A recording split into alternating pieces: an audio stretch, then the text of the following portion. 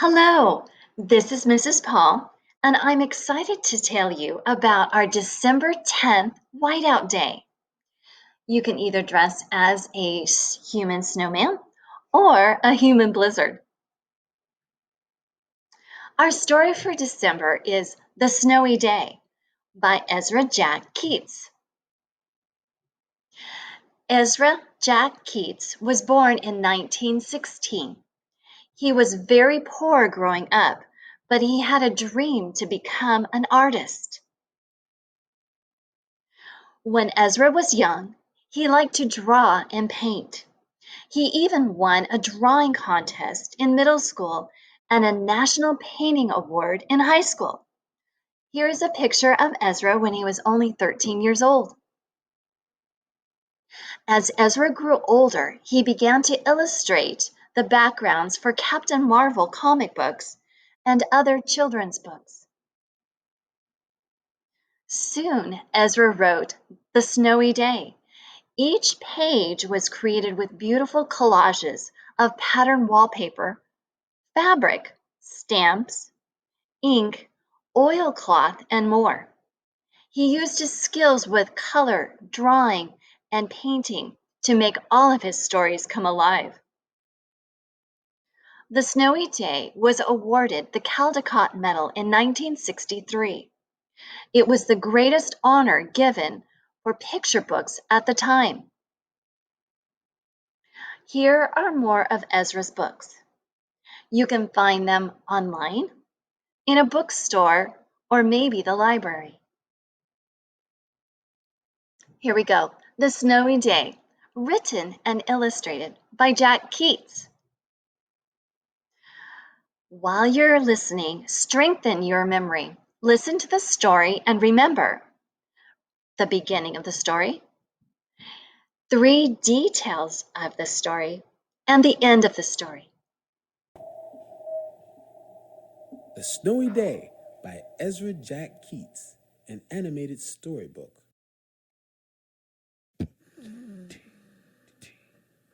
One winter morning, Peter woke up and looked out the window. Snow had fallen during the night. It covered everything as far as he could see. After breakfast, he put on a snowsuit and ran outside. The snow was piled up very high along the street to make a path for walking. Crunch, crunch, crunch. His feet sank into the snow. He walked with his toes pointing out like this. He walked with his toes pointing in like that. Then he dragged his feet slowly to make tracks. He found something sticking out of the snow that made a new track. It was a stick that was just right for smacking the snow-covered tree. Down fell the snow, plop, on top of Peter's head.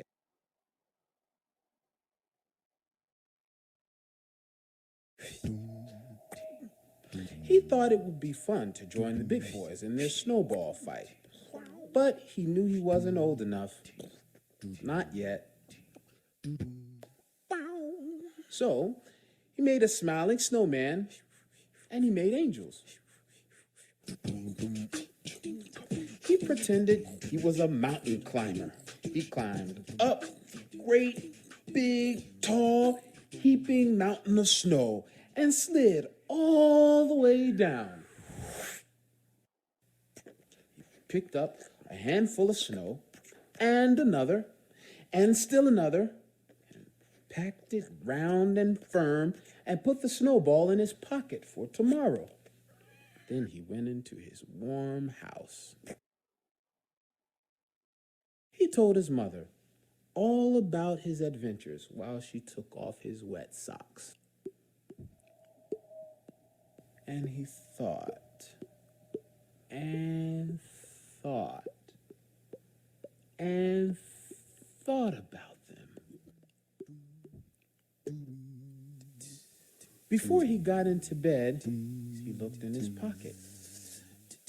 His pocket was empty. The snowball wasn't there. He felt very sad. While he slept, he dreamed that the sun had melted all the snow away. But when he woke up, his dream was gone. The snow was still everywhere. New snow was falling. After breakfast, he called to his friend from across the hall. And they went out together in the deep, deep snow. Now that you have listened to the story, let's check your memory. Can you recall the beginning of the story, 3 details of the story, and the end? Excellent job. So glad you listened to our story today. Until next time, bye-bye.